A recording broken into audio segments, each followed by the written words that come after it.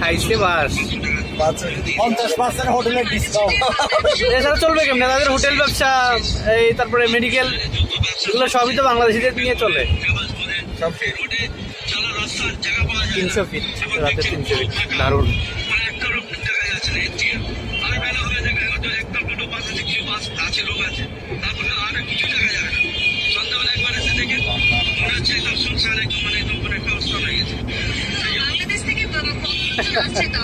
বাংলাদেশি ছাড়া অবস্থা খারাপ।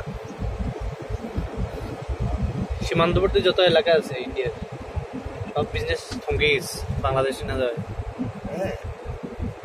এটা সেই জায়গা না, ভাইরাল জায়গা, এই জায়গাতে তো সবই না, সবাই আসার সময় নামবো এটা, এখন না। আর ছবি